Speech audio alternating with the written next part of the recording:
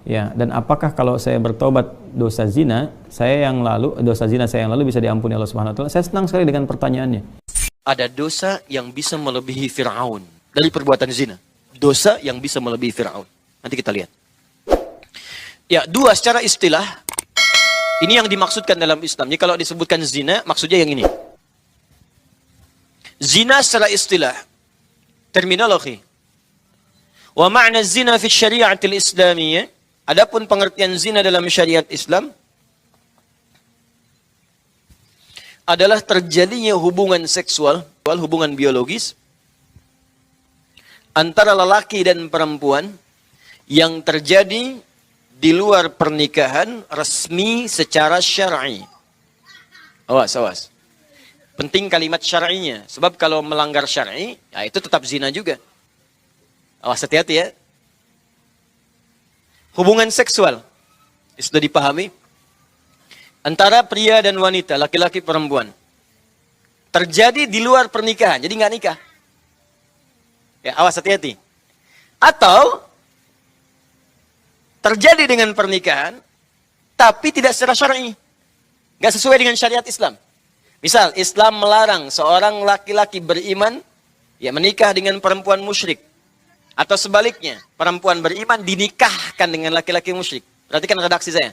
Saya mengambil dari redaksi Al-Quran, surah kedua Al-Baqarah ayat 221. Agak ke atas sedikit, di paling kanan. Ya.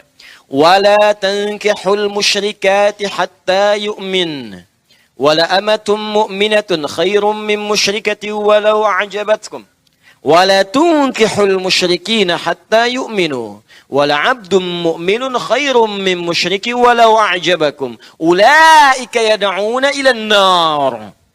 Hati-hati. وَلَا تَنْكِحُ الْمُشْرِكَاتِ حَتَّى يُؤْمِنْ.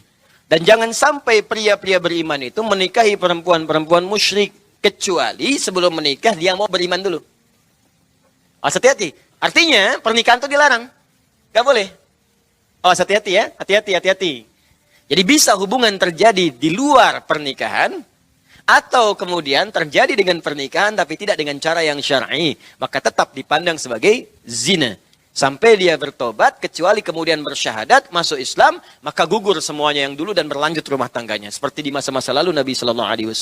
Jelas sampai sini? Ya, saya lompat dulu sebentarlah pada dampak, supaya kita paham betul. Maaf Bapak Ibu sekalian, kalau ada orang-orang terfikir berbuat seperti itu, jangan cuma berpikir untuk sendiri. Bagaimana dengan anak yang kemudian terlahir? Bagaimana statusnya? Dan sekarang kan muncul apa yang dikhawatirkan dahulu, terjadi sekarang. Karena takut ketahuan dia mengandung, akhirnya digugurkan, aborsi. Saya katakan pada Anda ya, maaf ya, tolong catat kalimat saya ini. Orang yang sengaja, tanpa dibenarkan secara syar'i, karena darurat tertentu, dan tidak dibenarkan oleh syariat, sengaja mengaborsi janin yang ada dalam kandungannya, itu perbuatan dosanya melebihi dosa Fir'aun ketika membunuh anak-anak yang baru lahir. Dari mana menyimpulkannya? Buka Quran surah kedua Al-Baqarah ayat 49. Paling kiri sebelah atas. Ini kasus beda dengan tinjauan medis ya. Kalau secara medis ini nggak bisa. Ya, kalau nggak ibunya ini bisa anaknya. Dan dilihat, dicek semuanya, jelas semuanya, maka itu ditoleransi secara syariat, dibolehkan. Tapi kalau sengaja nih, ini kasusnya banyak sekarang. Bayi ditemukan, ada janin dikubur hidup-hidup, ada macam-macam dan sebagainya. Perhatikan baik-baik. Buka Quran surah kedua ayat 49, paling kiri sebelah atas. Wa idh najjaynakum min ali fir'aun yasumunakum su'al 'adzab yudzabbihuna abna'akum wa yastahyuna nisa'akum. Sebentar. Dan pelajari, ingat baik-baik kata Allah. Pelajari, pahami. Ketika kami selamatkan kalian, hei umatnya Musa alaihissalam, dari kekejaman Fir'aun dan koleganya. Nah kata Allah, ala Fir'aun, ada siapa di Fir'aun itu? Bukan cuma Fir'aunnya, ada Haman intelektualnya. Ya, jadi intelektual yang ngasih masukan-masukan negatif. Makanya saya berikan hati-hati nih, warning nih, bagi intelektual-intelektual sekarang yang memberikan masukan negatif. Ya, pada pimpinannya, pada bosnya, pada konsultan-konsultannya tuh, hati-hati. Itu sama dengan Haman, sudah ada Haman 2000 tahun yang lalu. Ya, bahkan 3500 tahun yang lalu, kita ke Nabi Muhammad 1500 tahun. Nabi Muhammad ke Nabi Musa sekitar 2000 tahun, 3500 tahun yang lalu. Sudah ada intelektual kebelingan. Sudah ada. Qarun, Al-Fir'aun. Qarun itu sezaman dengan Fir'aun. Itu Qarun itu pengusaha gelap yang mendanai Fir'aun. Apa nggak baca suratnya? Buka Quran surah ke-28. Ya, ayat 76 sampai 77 itu. Inna Qaruna kana min qaumi Musa fabagha alaihim. Qarun itu termasuk koleganya Musa, pengusaha gelap yang mendanai kesuksesan Firaun.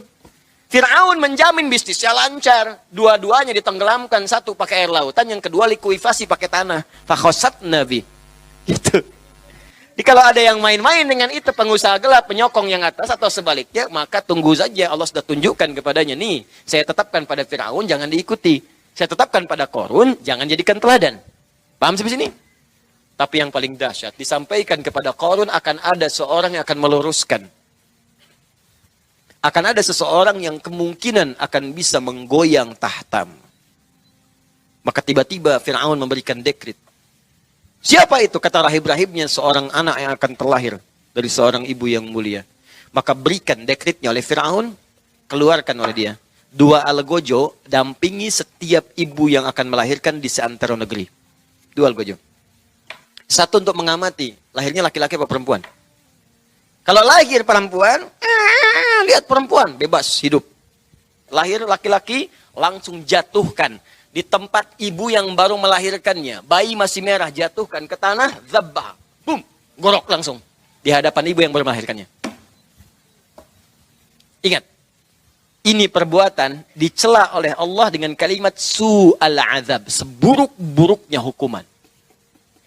Seburuk-buruknya perbuatan zalim. Jadi, saya ingin katakan begini. Firaun seburuk-buruknya berbuat, sezalim-zalimnya, nunggu dulu bayinya lahir.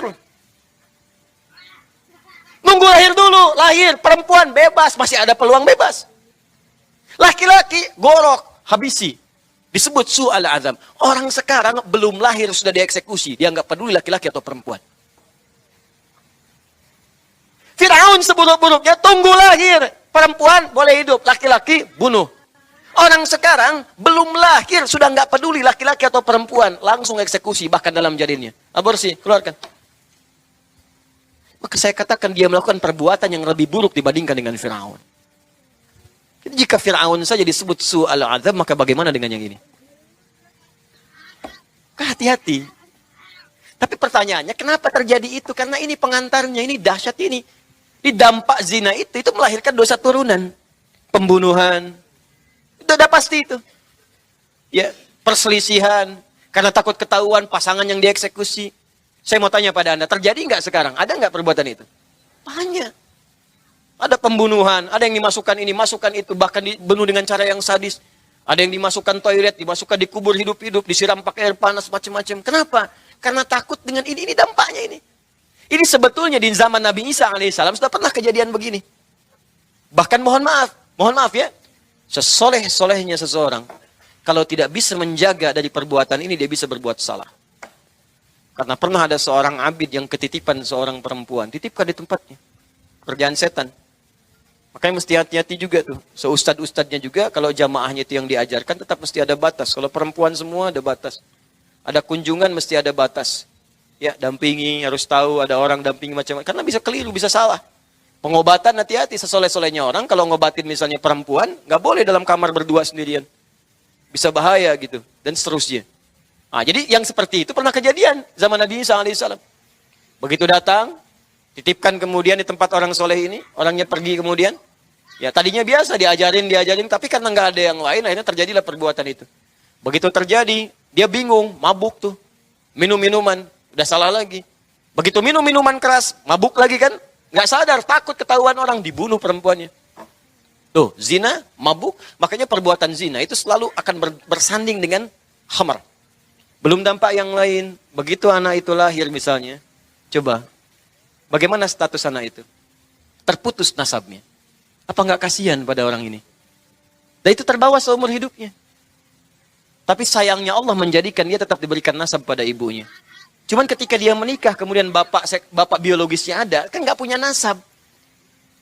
Apa antum mau melihat anak biologis antum cuman dilihat, yang nikahkan orang lain pakai wali hakim. Dinasabkan pada ibunya. Dan itu disampaikan ketika terjadi pernikahan. Ya, saya sebagai wali hakim menikahkan Fulanah binti Fulanah. Harusnya binti Fulan ke bapaknya. ke fulana, dan bapak biologis yang melihat di situ. Bagaimana pandangan orang-orang yang hadir di situ? Nah, ini yang kemudian menjadikan hal yang lain lagi. Akhirnya disamarkan lagi, pakai wali hakim, bintinya ditukarkan kepada yang lain, dan sebagainya. Sebagai solusi jalan tengahnya. Kenapa? Coba cek Pak, kalau ingin berbuat sesuatu, lihat dampaknya dulu Bu. Pahami dulu. Kalau ingin gibah, lihat dampak gibah. Kalau ingin mencela, lihat dampak celaan. Kalau anak Anda dicela bagaimana? Ya, kalau istri Anda dicela bagaimana? Karena pada prinsipnya tidak ada manusia yang ingin dicela. Kalau kita tidak merasa dengan itu, nggak usah marah. Karena nggak ada kan pada kita. Dasar pembohong. Kalau Anda nggak bohong, nggak usah marah. So, kalau Anda marah, curiga kita emang bohong. Ya, udah gitu, nggak usah. Biasa aja, tenang aja. Nah, terakhir. Kalau ada seseorang sudah memahami makna ini, karena zina itu perbuatan sangat buruk, dampaknya buruk, maka Islam memberikan solusi. Awas, jangan salah memahami. Kadang sekarang banyak yang memutarbalikan fakta. Atau memutarbalikan logika. Karena dampaknya dahsyat, buruk, dan membahayakan 3 dimensi. Dunia, alam kubur, akhirat. Bukan cuma dunia. Dunia, alam kubur, akhirat. Maka berlakulah hukum pencegahan. Al-wiqayatu khairu minal ilaj. Mencegah lebih baik daripada mengobati. Setiap tingkat bahaya semakin tinggi, maka larangan yang mendekati tingkat bahaya ini akan semakin diketatkan. Demikian pula kaidah ini berlaku dalam hukum agama. Makanya hukum itu semakin resikonya tinggi, hukumnya semakin ketat. Narkotika, golongan tertentu, hukuman mati. Kenapa hukumannya mati? Untuk bisa menyadarkan kalau Anda bawa ini mati. Kenapa? Supaya nggak terjadi. Pembunuhan berencana sekian, hukuman mati. Kenapa? Supaya nggak terjadi. Zina juga begitu, jangan dekati. Ya, jangan lakukan. Sebelum sampai pada perbuatan itu muncul aturan-aturan. Disertakanlah pada perbuatan itu. Maka muncul zina mata, zina telinga, zina lisan. Maksudnya apa? Bukan lisannya berzina, bukan matanya berzina. Tapi perbuatan itu bisa mengantarkan muqaddimah kepada zina. Maka setiap ada hal-hal yang diprediksi atau diduga akan mengantarkan kepada zina, muncullah larangan-larangan itu sebagai pendahuluan agar perbuatan itu tidak terjadi. Maka diturunkanlah ayat-ayat yang meminta kita untuk menjauhi hal-hal tadi, termasuk muqaddimahnya. Ada dosa yang bisa melebihi Fir'aun dari perbuatan zina. Dosa yang bisa melebihi Fir'aun. Nanti kita lihat. Ya, 2 secara istilah. Ini yang dimaksudkan dalam Islam. Jadi kalau disebutkan zina, maksudnya yang ini. Zina secara istilah. Terminologi. Wa ma'na zina fi syariatil islamiyah. Adapun pengertian zina dalam syariat Islam adalah terjadinya hubungan seksual, hubungan biologis antara lelaki dan perempuan yang terjadi di luar pernikahan resmi secara syar'i. Awas, awas. Penting kalimat syar'inya. Sebab kalau melanggar syar'i, ya itu tetap zina juga. Awas, hati-hati ya. Hubungan seksual. Sudah dipahami? Antara pria dan wanita, laki-laki perempuan. Terjadi di luar pernikahan. Jadi nggak nikah. Ya, awas, hati-hati. Atau terjadi dengan pernikahan, tapi tidak secara syar'i. Nggak sesuai dengan syariat Islam. Misal, Islam melarang seorang laki-laki beriman ya menikah dengan perempuan musyrik. Atau sebaliknya, perempuan beriman dinikahkan dengan laki-laki musyrik. Perhatikan redaksi saya.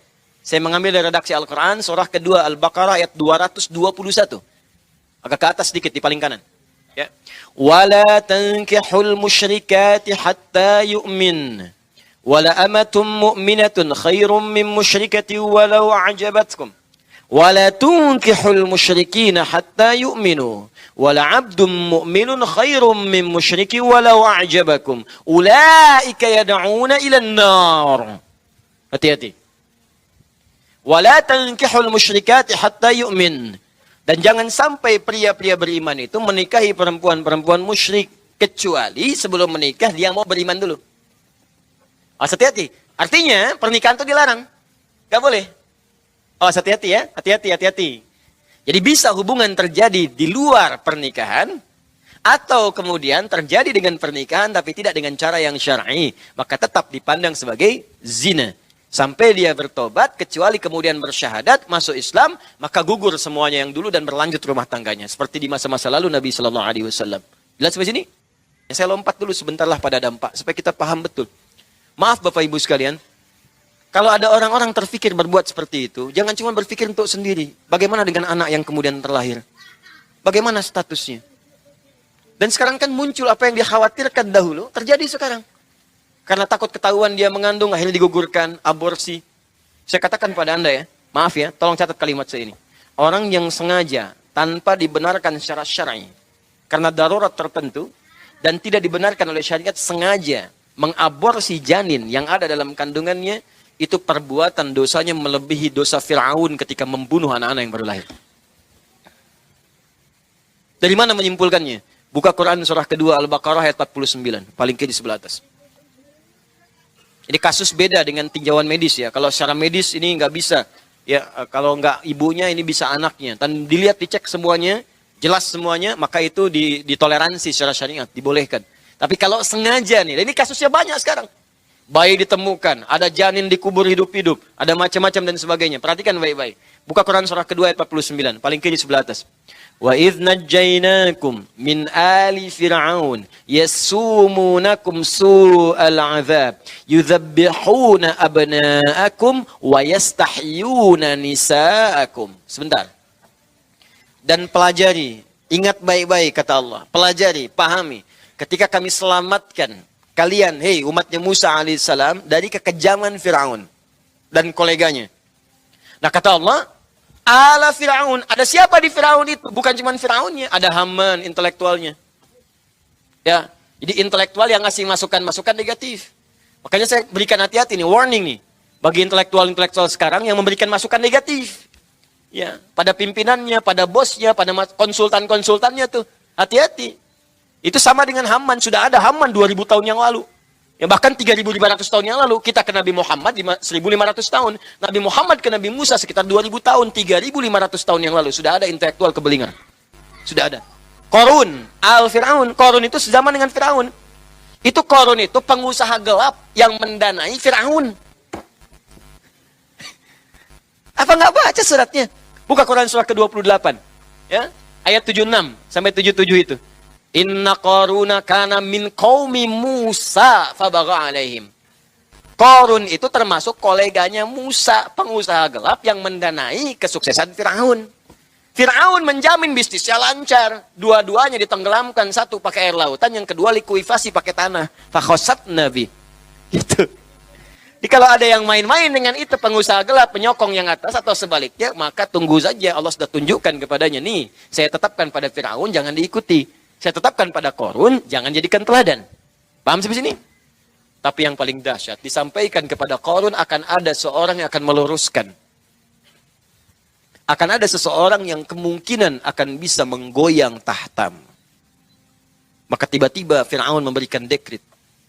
Siapa itu? Kata rahib-rahibnya, seorang anak yang akan terlahir dari seorang ibu yang mulia. Maka berikan dekretnya oleh Fir'aun, keluarkan oleh dia. 2 algojo dampingi setiap ibu yang akan melahirkan di seantero negeri. 2 algojo. 1 untuk mengamati, lahirnya laki-laki atau perempuan. Kalau lahir perempuan, lihat perempuan, bebas hidup. Lahir laki-laki, langsung jatuhkan. Di tempat ibu yang baru melahirkannya. Bayi masih merah, jatuhkan ke tanah, zabbah. Boom, gorok langsung. Di hadapan ibu yang baru melahirkannya. Ingat. Ini perbuatan dicela oleh Allah dengan kalimat su'al azab. Seburuk-buruknya hukuman. Seburuk-buruknya perbuatan zalim. Jadi saya ingin katakan begini. Fir'aun seburuk-buruknya berbuat, sezolim-zolimnya, nunggu dulu bayinya lahir. Nunggu lahir dulu. Lahir, perempuan bebas. Masih ada peluang bebas. Laki-laki, gorok, habisi. Disebut su'al azab. Orang sekarang belum lahir sudah dieksekusi. Dia nggak peduli laki-laki atau perempuan. Fir'aun seburuk-buruknya tunggu lahir. Perempuan boleh hidup, laki-laki bunuh. Orang sekarang belum lahir sudah nggak peduli laki-laki atau perempuan. Langsung eksekusi, bahkan dalam janinnya. Aborsi, keluarkan. Maka saya katakan dia melakukan perbuatan yang lebih buruk dibandingkan dengan Fir'aun. Jadi jika Fir'aun saja disebut su'al azab, maka bagaimana dengan yang ini? Hati-hati.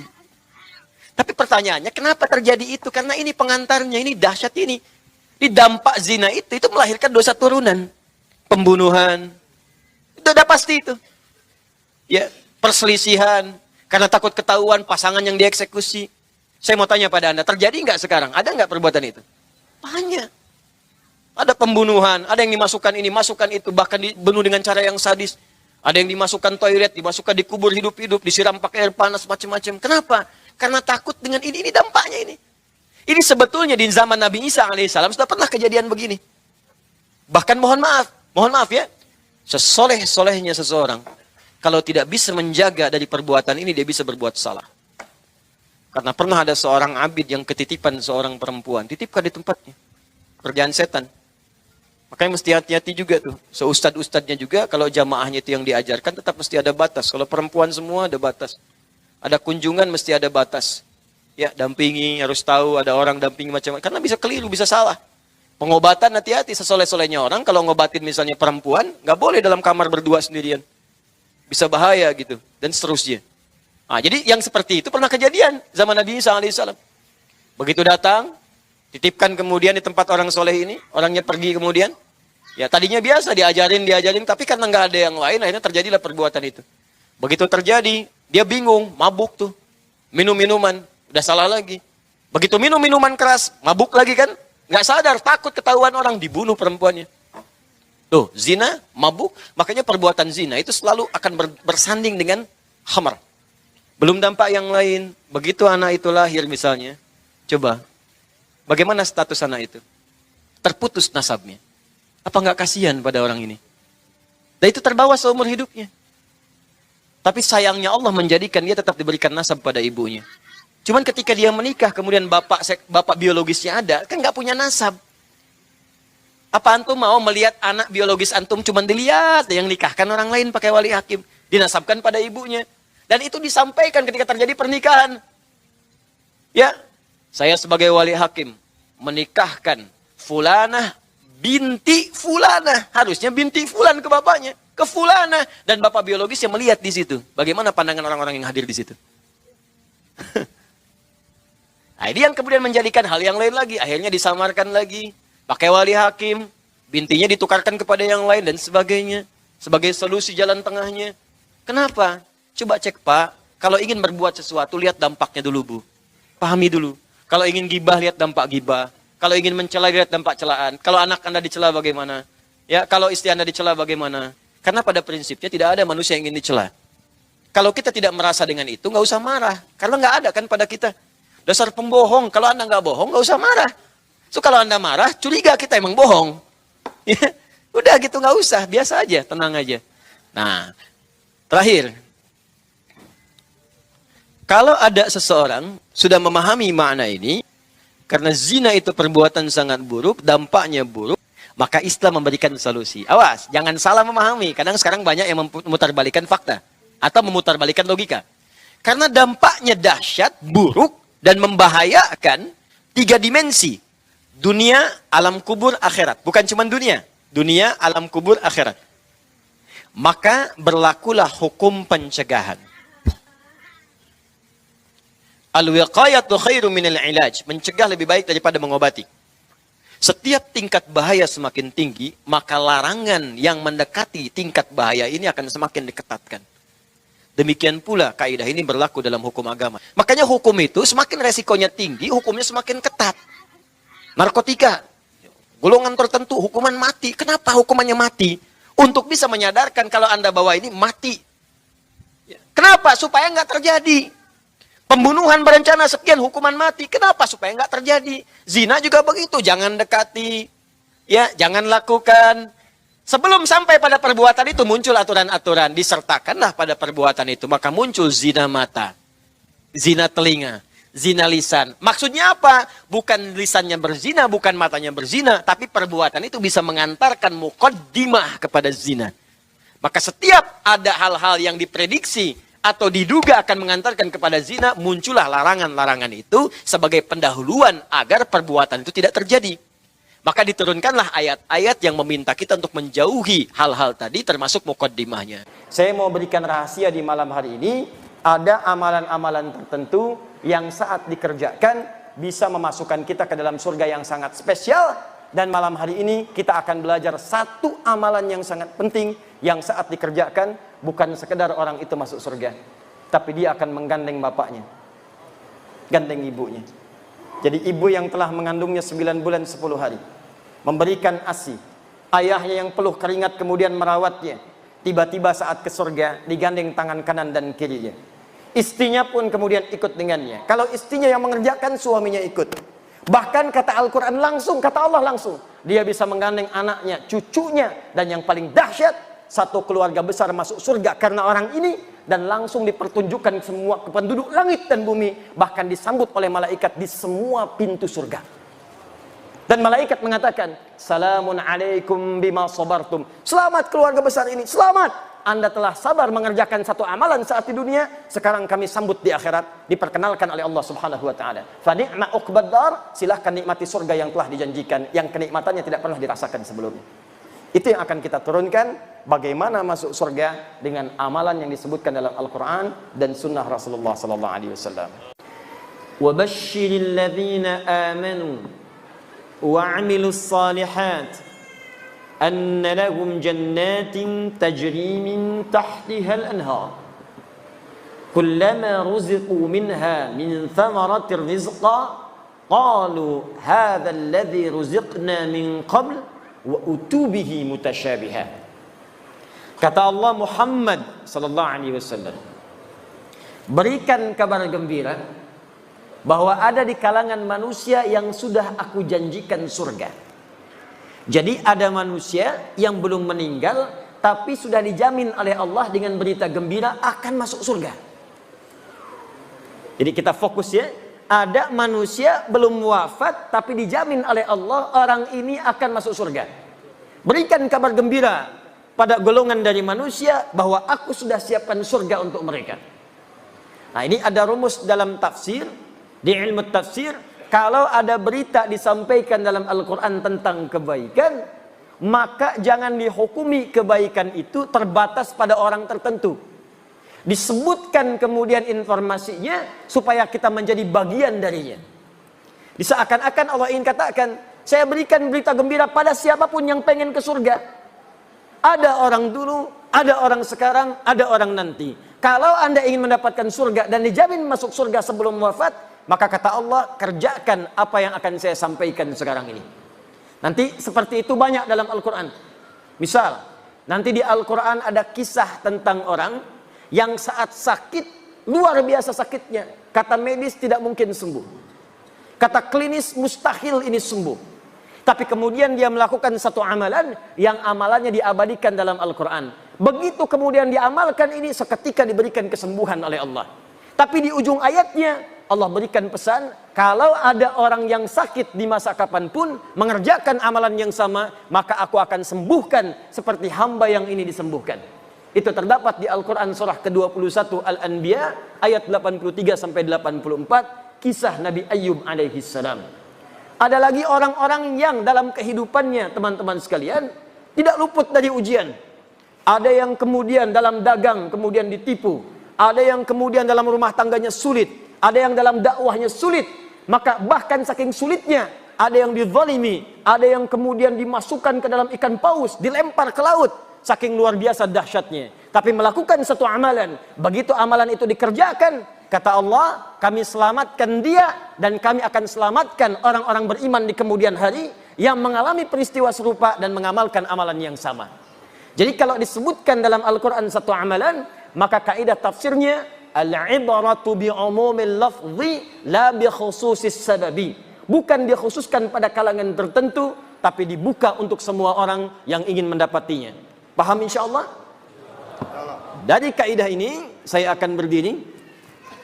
Maka kaidah pertama dalam Al-Quran bagi ahli surga, siapapun yang ingin ke surga, besar, kecil, tua, muda, kaya, cukup, DKM, jamaah, ustadz, jamaah, awas hati-hati, awas hati-hati. diplomat, birokrat, pemimpin, rakyat tanpa dibedakan. Syarat ke surga semuanya sama, berlaku sama. Bagi pejabat, bagi rakyat, bagi ustadz, bagi ulama, bagi syekh, bagi masyarakat, semuanya sama atas keadilan Allah. Apa syaratnya? Dua syarat yang paling utama. Satu, perhatikan. وَبَشِّرِ الَّذِينَ آمَنُوا.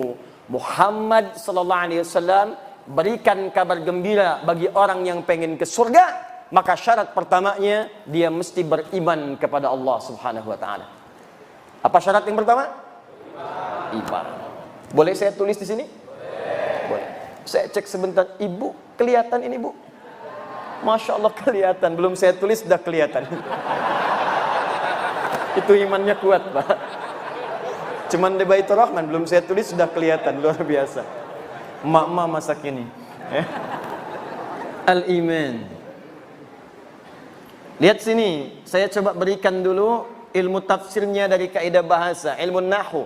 Di bahasa nanti ada 4 ilmu yang paling utama. 1 nahwu, 2 sharaf. Ketiga balaghah, balaghah dibagi 3 lagi. Ada ilmu ma'ani, ilmu bayan, ilmu badi'. Yang keempat arud, arud dibagi 16 ilmu lagi, dikenal dengan bahar namanya. Ada tawil, tawilun lahu dunal bukhuri fadailu, fa'ulun mafa'ilun, fa'ulun mafa'ilu. Ada rajas, mustaf'ilun, mustaf'ilun, mustaf'ilun, mustaf'ilun, mustaf'ilun, mustaf'ilun. Dari ilmu ini nanti lahir apa yang disebut dengan nazam. Ada nazam alfiyah, kalamuna lafdun mufidun kastaqim, wasfun wa fi'lun thumma harfunil kalim, wahiduhu kalimatun wal qawlu am, wa kalimatun biha kalamun qad yu'am, bil jarni wat tanwini wan nida wa'al, wa mustadid lil ismi tamyizun hasal, bita fa'alti atat wa ya if'alli, wa nunik balanna fi'lun yanjalli. Ada dari sini dibuat syair. Sautus safiril bulbuli hayya qalbi thamili al-ma'u wa zahru ma'a zahri lahdhul muqali fa anta ya sayyidali wa mawlali fa kam tayyumuni ghazailun uqayqali katabtuhu madwatin fi hadhar rajuli fa qala la la la faqad qada muharwili wal walad wali wa wali tatultulat wal wili fa bainul lu'ali qalat lahu hina kadza in harwadidzul muqali kahatan kakailali tabtabi ulangi. Ya. Nah, dari 4 ilmu ini ada yang disebut ilmu nahwu. Di bahasan ilmu nahwu itu ada pembahasan tentang ismun mausul, huruf sambung yang menunjuk kadang kepada objek. Di antaranya ada kalimat alladzina. Di ayat surga ini dibuka dengan alladzina wa basyiril ladzina amanu. Kalimat iman disandingkan dengan kalimat alladzina, disebutkan 1080 kali dalam Al-Quran. Alladzina.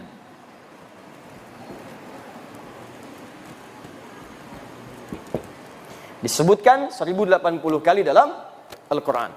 Nah, yang ingin saya sampaikan, kalau ada kata alladzina disebutkan dalam Al-Quran, dalam bahasa ilmu nahwu, alladzina ini adalah ismun mausulun amiyun.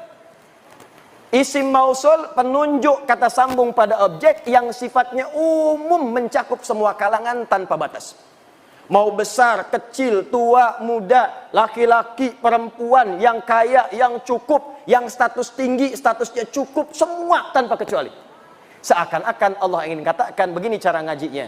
Saya berikan kesempatan yang sama pada semua manusia, semua berpeluang masuk surga. Yang besar, surga. Yang kecil, surga. Laki-laki, surga. Perempuan, surga. Kaya, surga. Cukup, surga. Semua punya kesempatan yang sama, sepanjang dia memenuhi syarat yang saya sebutkan, kata Allah. Apa syarat yang pertama? Iman. Saya sekarang mau tanya, yang ada di sini semua sudah beriman? Yang belum beriman boleh angkat tangan. Semua sudah beriman. Syarat beriman mengucapkan kalimat tauhid, asyhadu an la ilaha illallah wa asyhadu anna, Masya Allah. Dalam salat maghrib saja 2 kali kita sudah bersyahadat barusan. Dalam tahiyat kita ucapkan asyhadu an la ilaha illallah wa asyhadu anna Muhammadar Rasulullah. Asyhadu an la ilaha illallah wa asyhadu anna Muhammadar Rasulullah. Diperdengarkan 5 kali dalam sehari untuk mengingatkan kamu ahli surga, ahli surga, ahli surga. 5 kali dalam sehari diperdengarkan. Dalam bahasa Arab yang didengar itu pasti lewat telinga. Bahasa Arabnya telinga disebut dengan adzan. Jamaknya dari kata udhun. Adzan artinya telinga. Ada kalimat yang diperdengarkan ke dalam telinga kita setiap hari 5 kali dalam sehari. Diteliti ternyata kalimat ini tidak pernah putus setiap detik. Kalau Anda teliti, setiap daerah pasti akan punya jeda menunaikan sholat. Di Jakarta, sholat Isya misalnya jam 7 lewat sekian. Sampai ke Palembang jam 7 lewat sekian lagi. Tambah lagi, terus tambah lagi. Saya pernah di Libya. Mesir adzan selesai, Libya adzan. Libya selesai, Tunis adzan. Tunis selesai, Maroko adzan. Maroko selesai, Aljazair adzan. Itu selesai, Prancis adzan. Spanyol adzan. Ternyata lafaz adzan 24 jam tidak pernah berhenti di muka bumi. Adzan. Jadi ketika diperdengarkan ada kalimat tauhid di situ. Allahu akbar, Allahu akbar. Allah. Bukankah setelah itu asyhadu an la ilaha illallah? Bukankah setelah itu asyhadu anna Muhammadar Rasulullah? Jadi ketika kalimat tauhid diperdengarkan, bukan sekedar ingin memberitahu azan, azan. Allahu akbar, Allahu akbar. Sudah azan ya? Iya. Memang sudah. Cuman kalau kita paham ngajinya, kenapa kalimat tauhid diperdengarkan? Tauhid syarat masuk surga. Tauhid gambaran dari kalimat iman. Seakan-akan yang ingin Allah sampaikan bukan kalimat tauhidnya, bukan syahadatnya. Seakan-akan itu mengingatkan kepada kita, hei, ayo yang pengen ke surga. Hei, ayo ahli surga. Hei, ayo ahli surga. Katanya pengen ke surga. Saya perdengarkan kalimat itu 5 kali dalam sehari. Makanya kalau orang itu ahli surga, mendengar adzan senang. Allahu akbar, Allahu akbar. Maka dalam hatinya akan mengatakan, ya Allah sudah adzan. Begitu selesai adzan, baru adzan, belum qomat. Jadi kalau hati kita bersih mendengar suara adzan, panggilan ahli surga. Bagaimana kemudian mewujudkan itu semua? Apakah cukup dengan dipanggil saja? Tidak. Maka ada syarat yang kedua, yang kalau itu kita miliki, maka lengkap sudah berita gembira yang disebutkan dalam Al-Quran. Saya cek sebentar, di syarat pertama untuk masuk surga, apa namanya? Iman. Alhamdulillah, syarat pertama ini sudah kita dapatkan di malam hari ini, tinggal setengahnya lagi. Kalau setengahnya ini sudah ada, tinggal kita istiqamah sampai wafat dalam husnul khatimah, dan mudah-mudahan meraih surga yang dijanjikan. Apakah syarat yang kedua ini? Dari sinilah kita akan memulai kajian kita. Kita ini baru muqaddimah, tenang, belum mulai ya. Tenang saja, insyaallah. Sampai jam berapa kita malam ini? Alhamdulillah. Tidak ada masalah, silahkan ya. Saya jam 9 pulang, antum sampai subuh. Baik, bismillah. 2. Wa'amilus salihat. Wa'amilus salihat. Berikan kabar gembira Muhammad sallallahu alaihi wasallam. Aku sampaikan dari sekarang, ada hamba-hamba yang telah aku jamin dengan surga. Siapa mereka itu? Satu orang yang punya iman, alhamdulillah kita dapat syarat yang pertama.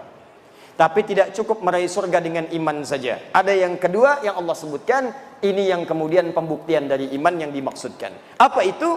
Wa'amilus salihat, yang membuktikan imannya dengan mengerjakan amal soleh. Amal soleh. Ingat, nanti amal dibagi dua. Ada amal soleh, ada amal salah. Amal soleh mengantarkan ke surga. Amal salah menjauhkan seseorang dari surga. Jadi dua ini selalu disatukan. Satu iman, dua amal soleh. Satu iman, dua amal soleh. Karena itu ketika Anda membaca Al-Quran dan menemukan kalimat iman, itu rata-rata selalu disandingkan dengan amal soleh. Silahkan misalnya buka Quran surah 103. Wal 'ashr innal insana lafi illa alladzina amanu. Iman wa amilus shalihat. Kalau Anda bertanya apa bentuknya amal soleh, nanti banyak disampaikan dalam Al-Quran. Ada salat, ada puasa, ada haji, ada zakat. Karena itu kalimat salat dibuka dengan iman. Kalimat pertama salat Al-Baqarah ayat ketiga. Alladzina yu'minuna bil ghaib wa yuqimunas. Ketika mengatakan wa yuqimunas shalah, dibuka dengan kalimat iman. Alladzina yu'minuna bil ghaib. Karena salat tanpa iman tidak akan mengantarkan ke surga. Ada orang belum beriman pengen ikut-ikutan salat, ada.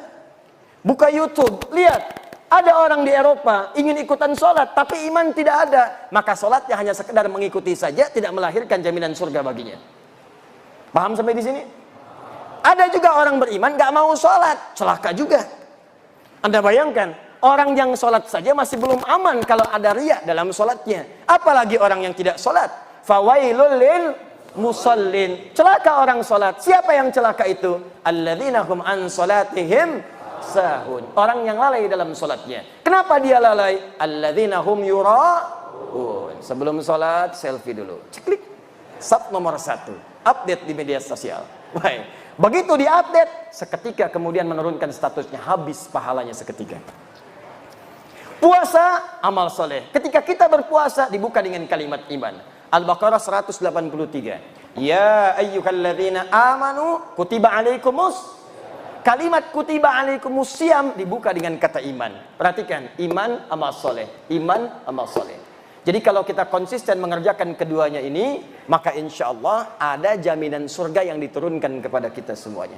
Nah, pembahasan kita saat ini, sekarang kita masuk pada pengantar intinya. Apa saja amalan-amalan utama itu yang bisa mengantarkan kita pada jenis-jenis surga yang disampaikan dalam Al-Quran. Saya mau berikan rahasia di malam hari ini. Ada amalan-amalan tertentu yang saat dikerjakan bisa memasukkan kita ke dalam surga yang sangat spesial. Dan malam hari ini kita akan belajar satu amalan yang sangat penting yang saat dikerjakan bukan sekedar orang itu masuk surga, tapi dia akan menggandeng bapaknya, gandeng ibunya. Jadi ibu yang telah mengandungnya 9 bulan 10 hari, memberikan ASI, ayahnya yang peluh keringat kemudian merawatnya, tiba-tiba saat ke surga digandeng tangan kanan dan kirinya. Istrinya pun kemudian ikut dengannya. Kalau istrinya yang mengerjakan, suaminya ikut.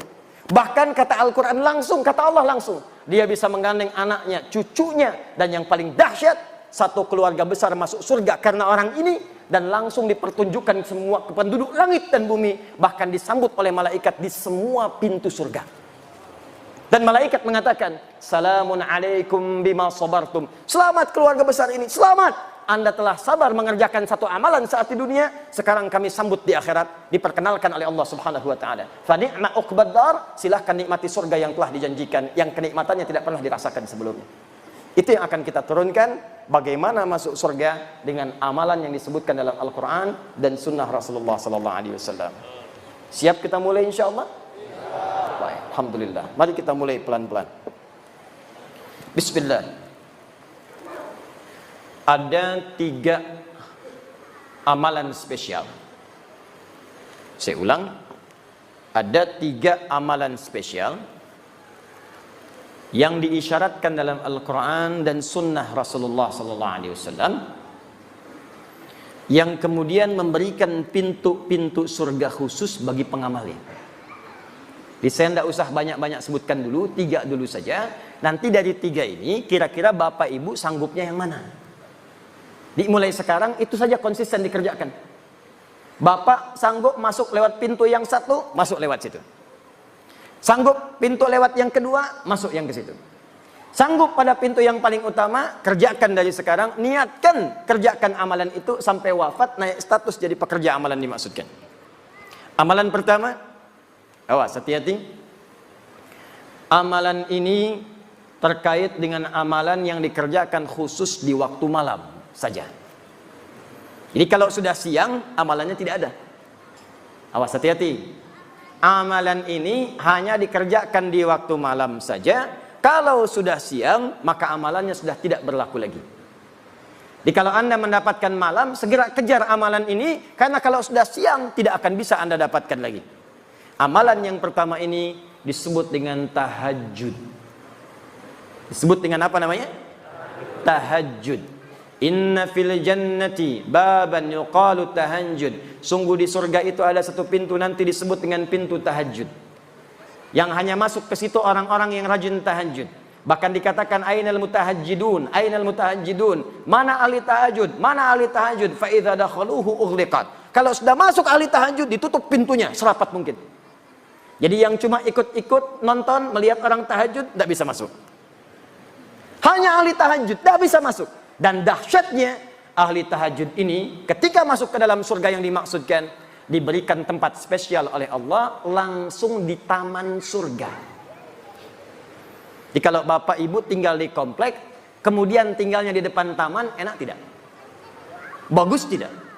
Nah, ada orang masuk surga tinggalnya di taman surga langsung. Dan keistimewaan yang kedua, dia langsung diperkenankan oleh Allah sebelum masuk ke surganya bisa melihat Allah langsung tanpa hijab. Yang di dunia tidak pernah ditatap. Anda bayangkan ya, bapak ibu punya anak sekolah misal di Amerika 20 tahun tidak pernah jumpa. Ada berita besok mau tiba di Soekarno-Hatta di Jakarta. Pesawat landingnya tibanya jam 7, bapak ibu jemput datang ke bandara jam berapa? Bukan sekedar jam 5, dari sehari sebelumnya sudah terbang ke Jakarta. Ditunggu di bandara. Setiap pesawat dihitung 1, 2, 3, 4. Dilihat kemudian di papannya kapan anak saya akan tiba. 20 tahun nggak jumpa. 20 tahun tak pernah tatap, 20 tahun tak pernah bertemu. Begitu disampaikan akan tiba pertemuan, rindunya luar biasa. Kita ini selama hidup tak pernah menatap Allah. Hanya yakin iman, tapi tak pernah nampak dalam pandangan kita. Maka mustahil ada orang beriman yang tidak merindukan Allah, mustahil. Semakin kuat iman kita, semakin rindu kita berjumpa dengan Allah. Makanya abangda kita, sahabat kita, ustaz kita, Allah yarham Ustaz Arifin Ilham. 2 hari sebelum wafat, saya ada perasaan ingin terbang ke Penang, ingin jumpa. Qadar Allah kemudian pesawatnya begitu padat, tak mendapatkan tiket yang diharap. Tiba-tiba dapat berita kemudian wafat. Inna lillahi wa inna ilaihi raji'un. Tapi tidak banyak orang mengetahui sebelum wafat kalimat apa yang dituliskan oleh beliau. Liqa Allah. Kata beliau, sekarang tiba melepas kerinduan berjumpa dengan Allah Subhanahu wa taala. Tidak ada kerinduan terbesar bagi orang beriman kecuali 2. Berjumpa dengan Allah, menatap Rasulullah SAW. Tak pernah kita hidup bersama Rasulullah. Bahkan dalam mimpi jarang kita bermimpi menatap beliau. Tak pernah kita berjumpa. Orang yang mengorbankan tenaganya, fikirannya, bahkan jiwanya untuk umatnya. Azizun alaihi ma'anittum, harisun alaikum bil mu'minina raufur rahim. Ini orang, kata Allah, saking luar biasanya, kalau umatnya memiliki persoalan, dia akan mengatakan, ya Allah, jangan berikan kepadanya, timpakan saja kepada saya supaya dia ringan bebannya. Ya Rabb, kalau sakaratul maut itu begitu sakit, maka timpakan semua sakaratul maut yang akan dirasakan oleh umatku, timpakan sekarang kepadaku, supaya mereka tidak merasakannya lagi. Muhammad sallallahu alaihi wasallam. Azizun alaihi ma'anittum, harisun alaikum, begitu peduli dengan kita, sampai-sampai bermohon kepada Allah dalam setiap salat malamnya. Begitu sampai ke ayat surga, masukkan umatku ya Rabb, masukkan umatku ya Rabb. Kullu ummati dakhalal jannah, setiap umatku akan masuk surga, kata Nabi, illa man aba, kecuali yang tidak pengen.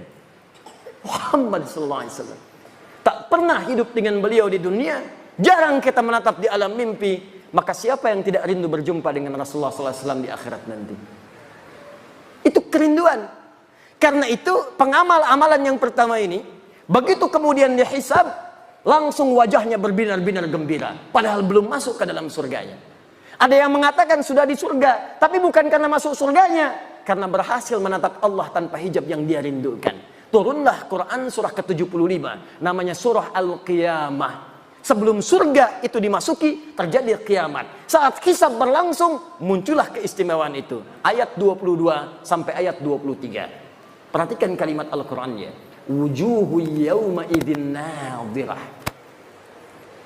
Ada orang yang pada saat itu wajahnya berbinar-binar gembira. Anak yang wisuda belajar. Ada yang di Unsri, ada yang ke ITB, ada yang ke UI, belajar bertahun-tahun, ingin jadi dokter spesialis. 4 tahun, 5 tahun, 6 tahun. Begitu di wisuda berbinar wajahnya gembira. Gembira, gembira, gembira. Ini di hari kiamat ada wajah yang gembira luar biasa. Nadhirah, terpancar aura kebahagiaan di wajahnya. Apa yang menyebabkan dia gembira? Padahal dia belum masuk surga. Ila rabbiha nadhirah. Rabb, ila rabbiha nadhirah. Karena dia berhasil menatap wajah Rabbnya tanpa hijab sama sekali. Siapa orang ini? Bahkan hebatnya nanti, di ayat nanti akan disebutkan ahli ini. Orang-orang ini bukan sekedar bisa menatap Allah, tapi semua kebutuhan di surganya langsung diberikan oleh Allah tanpa perantara. Jadi nanti kalau di surga yang standar, standar. Yang penting ke surga. Di surga standar ada pelayan surga namanya wildanun mukhalladun. Kalau laki-laki dilayani oleh bidadari surga, yang cantiknya, ya jangan bayangkan dulu istri masing-masing. Jauh, jauh, jauh. Ada yang seperti berlian. Jadi begitu kemudian menatapnya, cahaya berkilauan. Masya Allah. Bapak ibu lihat istri masing-masing, tembaga. Minimal masih ada pancarannya. Ada yang seperti mutiara, lu'lu'u wal marjan. Ada berlian yang jarang didapatkan. Anda pakai berlian, ibu pakai berlian, bangganya luar biasa. Di surga langsung pelayannya, wajahnya seperti berlian. Masya Allah. Hurun 'ain. Hurun 'ain. Bidadari-bidadari yang memikat mata. Yang saat ditatap begitu indah. Mala 'ainan ra'at wala udhunan sami'at wala khatara 'ala qalbi bashar. Kalau di dunia tidak pernah dilihat, tidak pernah terdengar kisahnya, dan sekarang pun bapak-bapak melamun tidak seperti itu. Itu bahasa Nabi. Anda lamunkan pun tidak seperti itu. Jadi kalau yang laki-laki mendapatkan pelayanan dari bidadari surga, yang perempuan siapa bu? Tidak ada bidadara. Yang ada pangeran-pangeran surga. Kalau laki-lakinya dilayani oleh bidadari surga, maka yang perempuannya dilayani oleh pangeran-pangeran surga. Gantengnya jangan bayangkan suami ibu sekarang. Jangan samakan dengan ustadz yang sedang ceramah. Jauh. Jauh. Indahnya luar biasa. Bi aqwabi wa abariqa wa ka'sim min ma'in. Ketika melayani Anda, maka mutiara-mutiara. Ada gelang-gelang yang indah. Kalimatnya sangat luar biasa. Wajahnya sebelum datang cahayanya sudah tiba. Anda bayangkan. Sebelum datang cahayanya sudah tiba. Sebelum datang auranya sudah tampak. Begitu tiba pancarannya luar biasa. Itu surga yang standar. Surga yang paling standar. Surga yang ini tidak. Langsung Allah yang memberikan. Apa amalan orang ini? Disebutkanlah langsung di Quran surah 51 ayat 15 sampai 17. Paling kanan pertengahan dari atas sampai ke tengah. Quran surah 51 ayat 15 sampai 17. Kita batasi dulu sampai 17 dulu. Pelan-pelan. Innal muttaqina fi jannati wa uyun. Nanti ada orang-orang takwa yang akan tinggal kemudian di taman surga. Apa keindahan taman surga itu? Akhirina ma atahum rabbuhum. Maka mereka akan mengambil semua kenikmatan surga langsung diberikan oleh Allah Rabbnya. Berikan, berikan, berikan. Lihat, kalimatnya menggunakan Rabb. Rabbuhum. Ketika menatap Allah, kalimatnya menggunakan Rabb. Wujuhu yawma idzin nadhirah ila rabbiha nadhirah. Rabb. Yang memberikan nikmatnya Rabb. Bahkan yang paling dahsyat, ada orang-orang yang masuk surga ini saat di dunia dia punya kemampuan yang kata manusia terbatas. Kata orang dia tidak berpunya. Tapi orang-orang tidak sadar dia punya amalan yang tidak dimiliki oleh orang yang lainnya. Kata yang kaya, dia miskin. Kata si miskin ini, yang kaya itu miskin karena dia tidak punya amalan seperti yang pernah saya kerjakan. Jadi dia menyiapkan kekayaannya saat tiba di akhirat. Jadi saat masuk ke Masjid Baitur Rahman dia jalan, lihat lewat empe-empe Paraden. Karena tak punya untuk yang dibeli, dia bawa sampai ke masjid.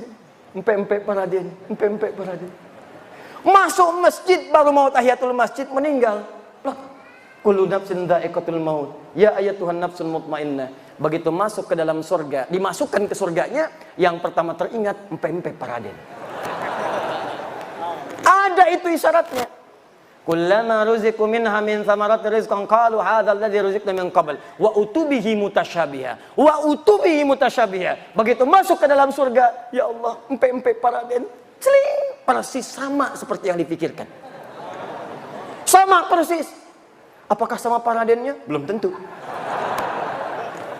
Sama persis. Jadi bayangkan, semua yang diinginkan di surga baru difikirkan tiba. Ya Allah, sekutang, fling. Jus alpukat, fling. Empe-empe, fling. Yang paling dahsyat, dia punya amalan spesial. Nah ini amalannya tidak susah. Cuman juga tidak mudah. Karena waktunya cuma malam, bukan di siang. Apa amalannya? Kanu qalila minal laili ma yahja'un. Amalan pertama orang hebat ini, orang muhsin ini adalah saat di dunia sedikit tidurnya. Bahasa Quran. Sedikit tidur. Tidak ada istilah dalam Al-Quran termasuk hadis orang yang sedikit tidur kecuali menunjukkan orang yang rajin bangun malam. Kalimat bangun malam diidentikan dengan tahajud. Ingat, ini pesan saya, kalau Al-Quran sudah menyampaikan kalimat, jangan ditambah, jangan dikurangi. Begitu ditambah, kalimatnya akan berubah makna. Kata Allah, sedikit tidur. Anda tambahkan sedikit-sedikit tidur, maka maknanya akan bergeser. Dikurangi, hilang maknanya. Kata Allah, sedikit tidur, buang sedikitnya tidur. Paham? Baik, jadi apa amalan yang pertama? Sedikit tidur. Kanu qalila minal laili ma yahja'un. Siapa yang sedikit tidur ini? Ditafsirlah kemudian di Al-Quran surah ke-17 ayat ke-79 sampai dengan ayat 81. Paling kiri di pertengahan di mushafnya. Inilah amalannya, apa yang disebut kemudian dengan amalan salat tahajud. Quran surah 17 ayat 79 sampai dengan 81. Kita punya 3 menit lagi untuk menuju Isya. Pelan-pelan nanti kita jeda di Isya. Saya agak cepat karena yang mau saya sampaikan bukan amalan ini intinya. Ini pilihan pertama. Jadi kalau Bapak Ibu ingin ambil yang ini silahkan. Maksud saya begini, nanti ini yang dikerjakan sahabat-sahabat Nabi, sebagian besarnya. Jadi kalau mereka pengen masuk surga lewat pintu tahajud, maka mereka akan kurangi amalan yang lainnya, sebagian, maka yang ini akan difokuskan. Jadi kalau Anda saya pengen masuk pintu tahajud, mungkin puasanya jarang. Mungkin hanya Ramadan, ada yang begitu. Hadis Muslim nomor hadis yang ke-14. Ya Rabiun ilan Nabi sallallahu alaihi wasallam. Datang seorang Arab Badui kepada Nabi sallallahu alaihi wasallam. Faqala ya Rasulullah, maka dia berkata, ya Rasulullah, dullani ala amalin basitin yudkhilul jannah. Tolong tunjukkan kepadaku amalan yang sedikit-sedikit saja. Amalan yang ringan-ringan saja. Yang penting aku bisa ke surga. Cerdas orang ini. Modal sedikit, keuntungan pengen banyak. Ya Rasulullah, jangan berat-berat, jangan susah-susah. Yang penting saya ke surga. Kata Nabi secara singkat, cukupkan dengan yang fardu. Jadi kalau sholat, fardu saja, 5 waktu. Kalau puasa, Ramadan saja. Kalau ingin mengeluarkan harta, zakat saja. Kalau kamu konsisten, kamu bisa masuk surga. Yang standar. Kalau ingin lewat yang standar, kata Nabi, maka kerjakan tatawwu', tambah dengan amalan sunnah. Pilihlah sunnahnya. Kalau cuma surga standar, kerjakan amalan-amalan fardu, cukup. Itu pun kalau tidak bermaksiat. Kalau bermaksiat, habis juga. Sholat iya, riya juga iya. Baca Quran iya, mabuk juga iya. Haji iya, mencuri juga iya. Dikerjakan seperti itu, habislah STMJ. STMJ. Sholat terus, maksiat jalan. Begitu dikerjakan sholatnya, maksiatnya jalan, maka maksiat mengambil pahala sholatnya. Jikalau mau aman, tambah yang fardu dengan yang sunnah. Maka Anda akan dimasukkan ke dalam pintu spesial di surga. Amalan pertamanya, tahajud. Saya tutup dulu sebentar. Saya berikan amalan singkat. Kalau Anda ingin masuk lewat pintu ini, maka apa yang harus didawamkan? Catat, hadis Muslim, nomor hadis 749. Salatul laili mathna mathna. Fa idza khashiya ahadakumul fajra falyutir rak'atan wahidah. Bangunlah kalian di malam hari, tunaikan tahajud. Kata Nabi, kalau ingin tahajud, ini kuncinya.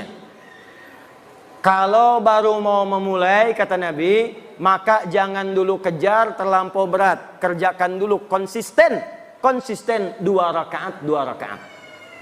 Walaupun cuma 2 rakaat, jangan lewatkan malam. Walaupun bangun 2 rakaat saja.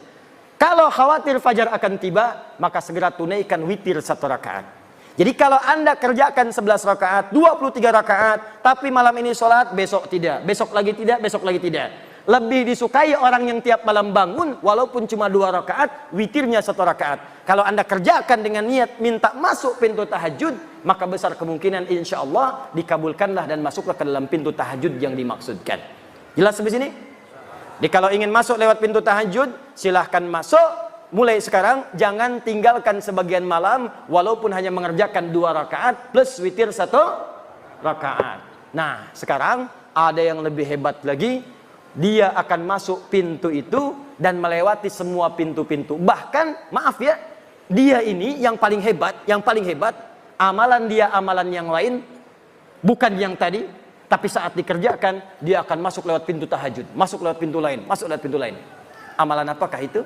Nanti saya akan tunjukkan anak-anak muda, bahkan ada anak nanti yang saya berikan bocoran dari Palembang, yang datang kepada kami 2 hari lalu, dia dari Muara Enim. Ya, dengan keluarga yang sangat luar biasa. Nanti saya akan tunjukkan keluarga besar ini mengejar amalan itu. Apakah amalan yang dimaksudkan? Kita lihat setelah menunaikan salat Isya berjamaah, insyaallah. Subhanakallahumma bihamdika asyhadu an la ilaha illa anta astaghfiruka wa atubu ilaik. Assalamualaikum warahmatullahi wabarakatuh. Bismillah. Assalamualaikum warahmatullahi wabarakatuh. Alhamdulillah. Wassalatu wassalamu ala rasulillah wa ala alihi wa sahbihi wa man walah wa ba'du. Saudara-saudariku, alhamdulillah kita telah menunaikan salat Isya berjamaah. Kita bermohon kepada Allah semoga salat yang telah kita tunaikan diterima oleh Allah Subhanahu wa taala. Hadis sahih riwayat Imam Ibnu Majah nomor hadis 925. Selepas salat Nabi senantiasa bermohon berdoa singkat padat kepada Allah. Allahumma inni as'aluka ilman nafi'a wa rizqan thayyiban wa amalan mutaqabbala.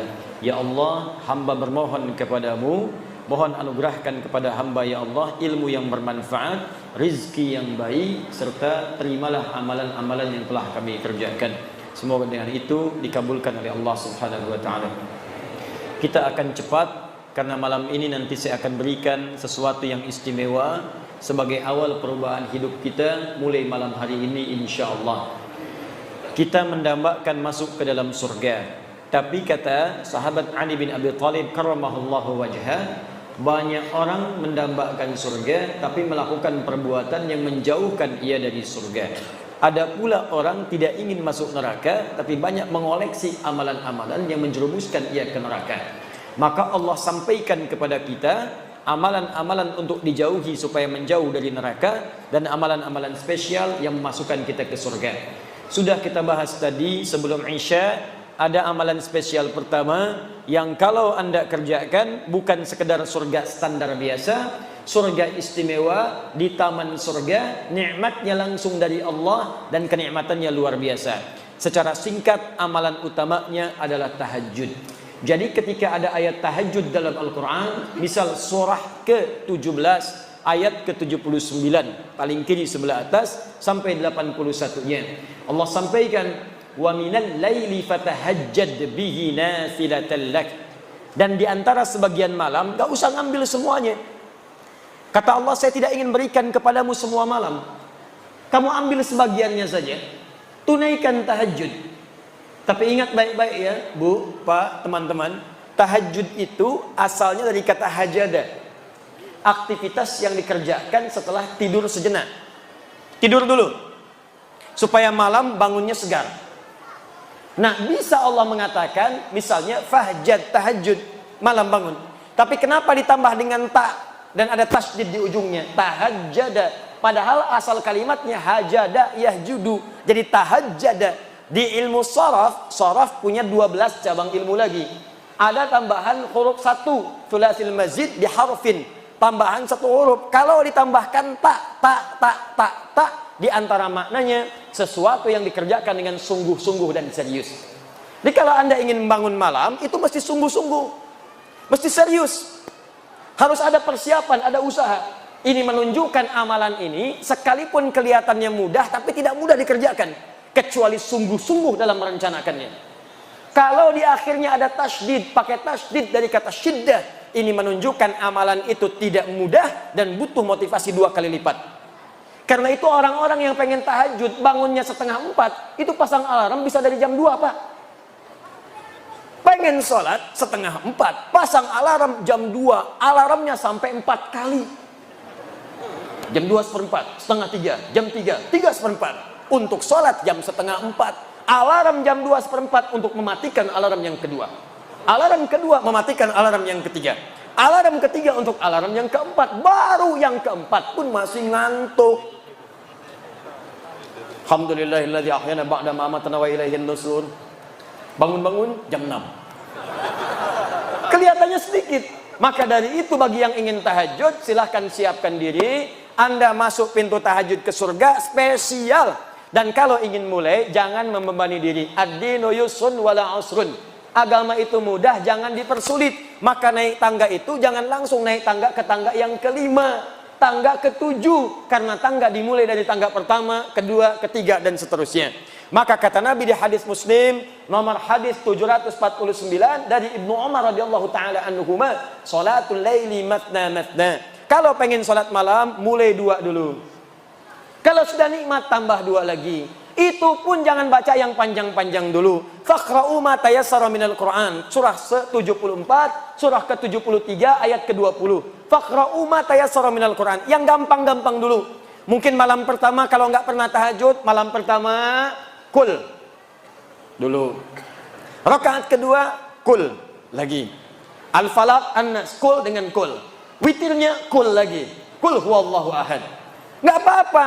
Kalau sudah terbiasa, besok bangun lagi, tambah 2 lagi, tambah 2 lagi, tambah 2 lagi. Ada yang 11, ada yang semakin nikmat 23. Di Madinah ada yang sampai 39, ada yang lebih daripada 40. Saking nikmatnya mengejar pintu surga dengan tahajud. Dan pintu ini penting. Nanti kalau Bapak Ibu umrah atau haji nanti akan berangkat, saya doakan insya Allah yang belum berangkat dipercepat untuk berangkat. Insya Allah. Ya. Insya Allah. Dan tidak cukup dengan amin, nabung. Nabung insya Allah. Pasang target.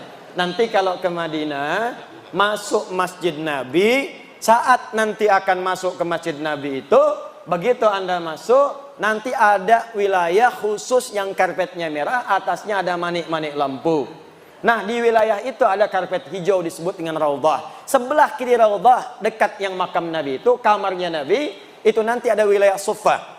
Sebelum Suffah ada yang seperti panggung kecil, ada gundakan. Itulah dulu kamarnya Sayyidina Ali bin Abi Thalib ketika berumah tangga dengan Fatimah Az-Zahra. Tahukah Anda kalau tiap malam saking pentingnya tahajud, Nabi bangun membangunkan Ali bangun, Fatimah bangun, ayo istrinya bangun. Saking inginnya keluarga Nabi itu bertemu dengan Allah, rindunya lepas, masuk lewat pintu tahajud dibangunkan semuanya. Padahal Nabi ahli surga, Ali ahli surga, Fatimah itu putri surga, Al-Hasan penghuni surga, Al-Husain penghuni surga. Dua-duanya adalah penghuni surga, pemimpin para pemuda. Al-Hasan dan Al-Husain malamnya masih tahajud. Antum siapa? Ibu istri Nabi bukan. Antum menantu Nabi bukan, cucu Nabi bukan, tetangga Nabi bukan, sahabat bukan, tabi'in bukan, imam juga bukan, makmum kadang-kadang. Pengen masuk surga lewat pintu tahajud, surga Firdaus. Bangun malam terlewat. Anda siapa? Sehat. Makanya sering disindir oleh Allah. Buka Quran surah ke-73. Al-Muzammil, orang yang berselimut nikmat dalam tidurnya. Al-Mudaththir, orang yang berselimut untuk berlindung dari sesuatu yang menegangkan. Al-Muzammil pakai selimut menikmati malam. Ya ayyuhal muzammil, hai yang sedang berselimut menikmati tidurnya malam. Qumil laila illa qalila. Katanya pengen ke surga, katanya spesial. Ayo bangun malam, kalaupun cuma sedikit. Nisfahu aw yunqus minhu qalila. Ayo ambil pertengahannya, atau kalau enggak kuat ujungnya mendekat ke arah subuh. Auzid alaihi warattilil Qur'ana tartila. Atau kemudian tambah sedikit, jangan terlampau dekat ke subuh, supaya engkau menikmati bacaannya. Bacalah Quran dengan tartil. Innalaka fin nahari sabhan tawila. Duh, katanya pengen ke surga. Siang harinya sibuk luar biasa. Sibuk kerja. Ada yang jualan, ada yang menjahit. Ya. Ada yang jual ini, ada yang jual itu, ada yang jual pakaian, ada yang ngajar, ada yang macam-macam, ada yang ke kantor. Masya Allah, siangnya sibuk kerja, malamnya tidur. Cita-cita masuk surga. Makanya kata Allah, kamu ini aneh. Katanya pengen ke surga, siangnya sibuk kerja, malamnya nikmat tidur. Cita-cita ke surga, bangunlah walaupun cuma 2 rakaat. Siap tahajud? Siap tahajud? Allahu Akbar. Insya Allah, mudah-mudahan di hari kiamat kita dibangkitkan, ada pintu tahajud memanggil kita. Masya Allah. Aina fulan, wong kita galuh. Wah, mutahajidun. Mana orang Palembang yang tahajud? Langsung disebut Palembangnya. Masuk. Masya Allah. Pak Edi Taylor masuk. Bapak Sabil masuk. Pak Lutfi masuk. Prabu Muli masuk. Oki masuk. Banyu Asin masuk. Indonesia masuk. Masya Allah. Ketika pintu tahajud memanggil, ada pintu lain lagi yang memanggil. Pintu ini disebut dengan Ar-Rayyan. Inna fil jannati, hadis Al-Bukhari, baban yuqalu Ar-Rayyan. Sungguh di surga itu ada satu pintu namanya pintu Ar-Rayyan. Pintu ini akan memanggil ahli puasa. Aina shaimun, aina shaimun. Puasa disebut dengan as-siyam. Orangnya disebut dengan shaim kalau laki-laki. Perempuan tinggal tambah tak di ujungnya. Muslim laki-laki, perempuan muslimah. Mukmin laki-laki, perempuan mukminah. Shaim laki-laki, perempuan ya. Ahli puasa. Puasa. Puasanya disebut dengan as-siyam. Ya ayyuhalladzina amanu kutiba alaikumus siyam. Ingat as-siyam bukan as-siyab. As-siyab. As-siyam. As-siyam itu puasa. Ya. Saya baru turun dari bandara, saya lihat kemudian ada baligo besar. As-siyab katanya, baik. Tapi untuk ahli surga yang kedua ini yang spesial, as-siyam, orang yang rajin puasa. Jadi bukan cuma nunggu Ramadan. Pada Ramadan pengen Syawal. Dalam Syawal pengen Senin. Dalam Senin nunggu Kamis. Dalam Kamis nunggu pertengahan bulan Ayyamil Bid. Bahkan ada yang paling dahsyat, saking cintanya dengan puasa, ditunggu sampai dengan mengerjakan puasa Daud. Hari Senin puasa, Selasa tidak. Rabu puasa, Kamis tidak. Jadi kalau sedang puasa Daud, itu sudah puncak tertinggi puasa sunnah. Puncak tertingginya. Jadi kalau masuk misalnya Kamisnya mesti buka, jangan puasa. Orang yang biasa puasa Senin Kamis, kemudian puasa Daud, maka ketika jatuh bersamaan dengan puasa Senin Kamisnya, pahalanya dituliskan sekaligus. Apa dalilnya? Al-Bukhari, idza maridal abdu aw safar kutiba lahu mithla ma kana alaihi muqiman sahiha. Kalau ada seorang hamba mengerjakan amalan tertentu, rutin terbiasa dengan itu, tiba-tiba dia sakit atau punya halangan atau bahkan sedang safar dan tidak mengerjakan amalan itu, maka pahalanya tetap dituliskan walaupun dia tidak mengerjakannya. Ada yang biasa puasa safar, karena safar dia buka, au ala safarin, atau dia sedang safar, perjalanan jauh, tidak puasa di hari itu, maka pahala puasanya tetap dituliskan. Yang paling dahsyat kalangan akhwat, ibu-ibu, emak-emak. Dalam keadaan sucinya, dia biasa baca Al-Quran, dia tahajud, dia puasa, dia sedekah. Tiba-tiba dalam keadaan masa haidnya, datang bulannya, dia libur salatnya. Dia libur baca Al-Quran misalnya. Begitu dia tidak sholat, padahal dia biasa tahajud, biasa sholat sunnah, maka semua pahala sholatnya langsung dituliskan walaupun tidak mengerjakannya. Makanya saya katakan, rugi seorang muslimah dalam masa sucinya hanya mengerjakan amalan fardu saja. Karena saat masa haidnya yang dituliskan cuma itu saja. Nanti kalau sudah tiba menopause, sama aja dengan laki-laki, nggak ada batas. Makanya ayo coba berlomba. Maka dikatakan aina shaimun, mana ahli puasa? Ahli puasa. Maaf, yang tidak biasa puasa, yang tidak senang puasa, dia tidak akan masuk lewat pintu ini. Fa idza dakhalahu ughliqa, begitu masuk ditutup. Yang puasa Daud masuk. Tiba-tiba langsung nutup. Kok ditutup? Saya Daud juga. Daud apa kamu? Saya sholat Daud. Subuh sholat, duhur tidak. Asar sholat, maghrib tidak. Tidak bisa masuk. Jadi yang bisa masuk cuma ahli puasa saja. Jadi kalau bapak ibu tidak kuat bangun malam untuk sholat tahajud, maka cobalah masuk ke pintu yang istimewa yang kedua dengan pintu Ar-Rayyan, pintu orang puasa. Sekarang hari apa? Jumat masuk ke Sabtu, pindah maghrib sudah masuk Sabtu. Kalau belum biasa puasa, tunggu Senin. Kenapa tunggu Senin, Ustadz? Karena Senin itu ada puasa sunnah, banyak orang yang puasa. Kalau banyak yang puasa, terasa lebih ringan kita menunaikannya. Kalau anda saja sendirian yang lain puasa, baru mau coba sudah pengen puasa Daud. Biasanya subuh sebelum subuh sahur, duhur buka. Coba Senin dulu. Senin nikmat, Kamis coba. Makanya jaraknya agak jauh antara Senin dengan Kamis. Nikmati dulu. Senin dengan Kamis jalan, tunggu pertengahan bulan. Perhatikan bagaimana Islam memberikan runtutan supaya nikmat mengerjakan semua amalan itu. Kalau sudah selesai semuanya, Masya Allah, Ramadan nikmat, Daud nikmat, Senin Kamis nikmat. Maka ada amalan ketiga, ini yang ingin saya percepat. Maaf, kalau Anda mengerjakan amalan ini, maka akan otomatis terdorong jiwa kita mengerjakan amalan yang lain. Biasa puasa, belum tentu tahajud. Biasa tahajud, belum tentu puasa. Tapi kalau Anda mengerjakan amalan yang ketiga ini, maka otomatis diri kita ini akan dipaksa seketika ingin menunaikan tahajud. Seketika nikmat puasa. Saking hebatnya amalan ketiga ini, kalau yang tadi pintu tahajud masuk, pintu puasa masuk, pintu sedekah masuk, yang ini semua pintu surga berebut memanggil namanya. Sampai Abu Bakar As-Siddiq radhiyallahu taala anhu mengatakan pada Nabi, "Ya Rasulullah, apakah saya bisa masuk lewat pintu-pintu itu?" Kata Nabi, "Semoga engkau termasuk dari bagiannya." Maka beliau menata setiap harinya untuk mengerjakan amalan-amalan yang dipanggil lewat semua pintu itu. Dan dalam Al-Quran ada satu amalan kalau dikerjakan maka cenderung kemudian mengajak pada amalan yang lain. Apakah amalan itu? Itulah amalan ahli Al-Quran. Amalan ahli Al-Quran. Saya tuliskan ayatnya, saya hadirkan hadis-hadisnya, nanti saya contohkan langsung pembuktiannya dan cara berinteraksi dengannya. Nanti kita sepakat mulai malam ini, insya Allah kita mencoba menjadi ahli Al-Quran. Siap insya Allah?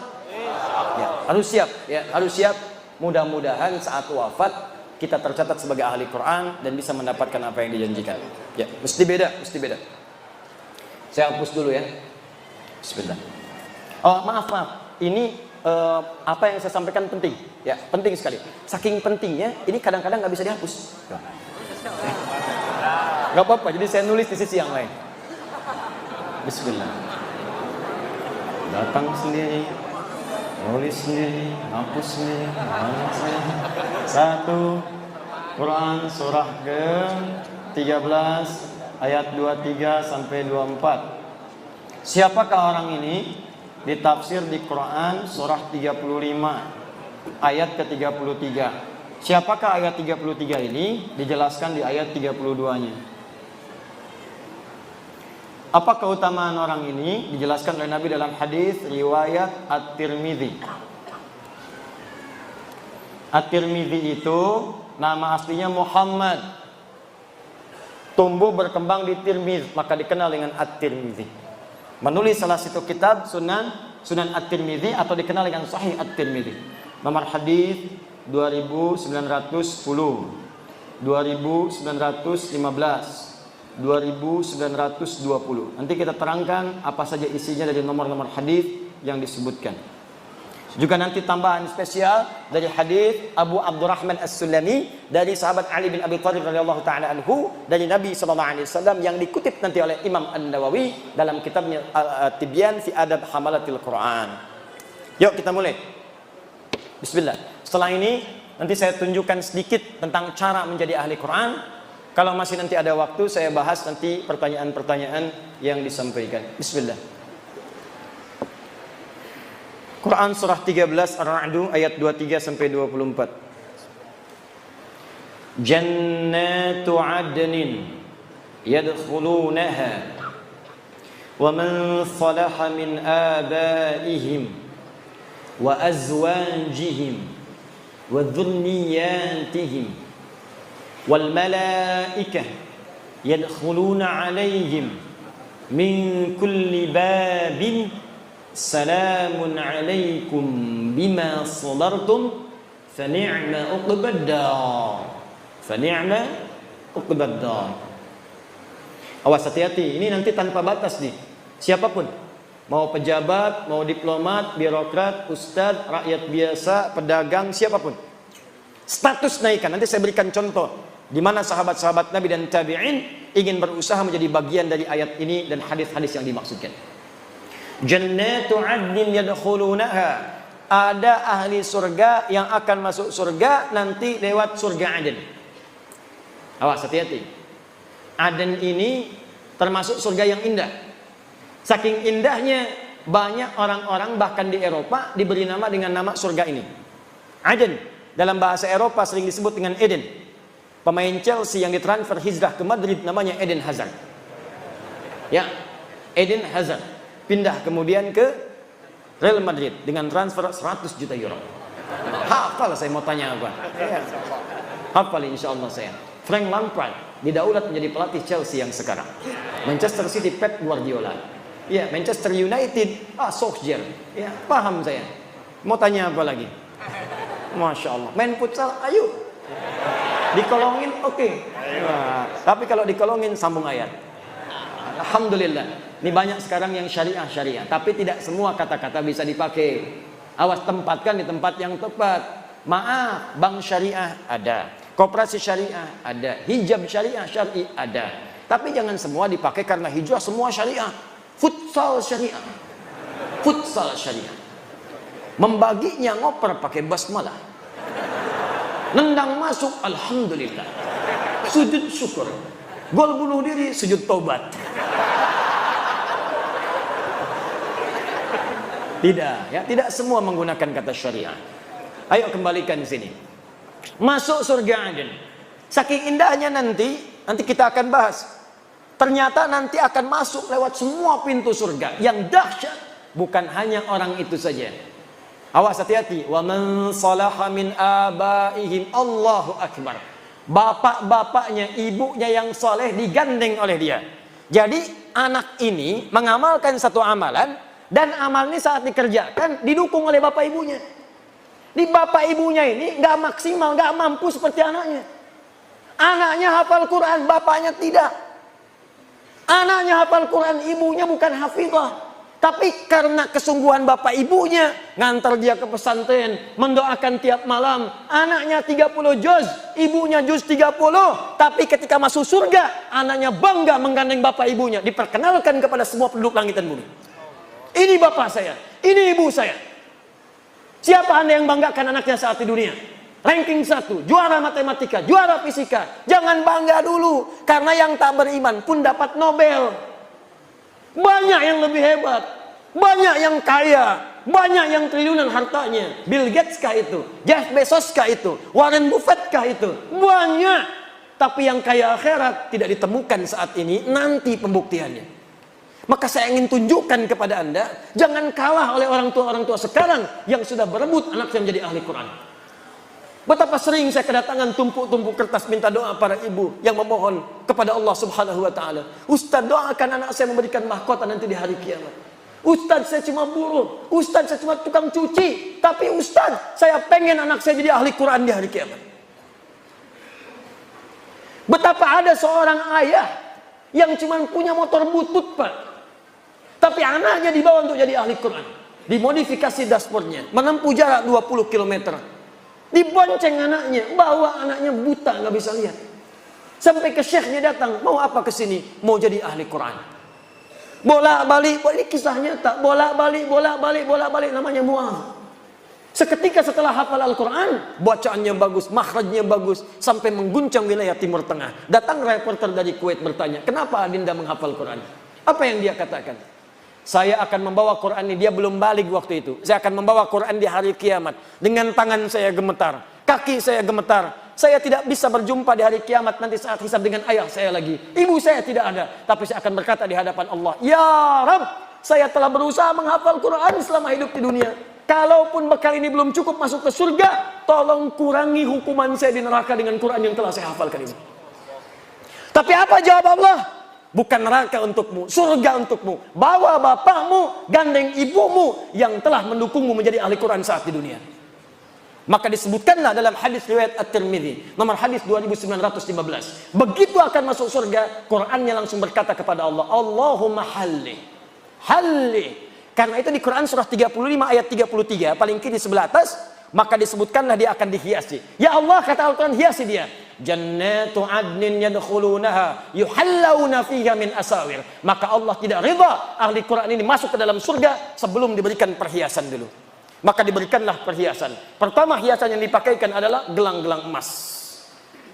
Setelah dipakaikan gelang-gelang emas, diberikanlah mahkota. Fayulbasu ilaihi tajul karamah. Maka dipakaikan di atas kepalanya mahkota kehormatan untuk membedakan dengan yang bukan ahli Al-Quran. Begitu dipakaikan mahkota itu, maka kemudian Allah firmankan, hadirkan mahkota baru. Dipanggillah bapak ibunya yang soleh itu. Maka anak ini Membawa mahkota itu yang dalam hadis disebutkan sinarnya lebih terang dibandingkan cahaya matahari yang masuk ke dalam rumah. Maka dipertontonkan di seluruh penghuni langit dan bumi, dipakaikanlah oleh anak itu di atas kepala kedua orang tuanya. Kami ada sekolah di Bekasi, namanya Al-Ihsan Islamic School. Anak-anak TK-nya diberikan manhaj menghafal Quran. TK-nya membaca dengan benar, diberikan dasar 2 juz. SD-nya nanti 30 juz. Wisuda di Mekah dengan di Madinah. Kemarin waktu pengukuhan untuk TK, baru TK bapak ibunya dipanggil.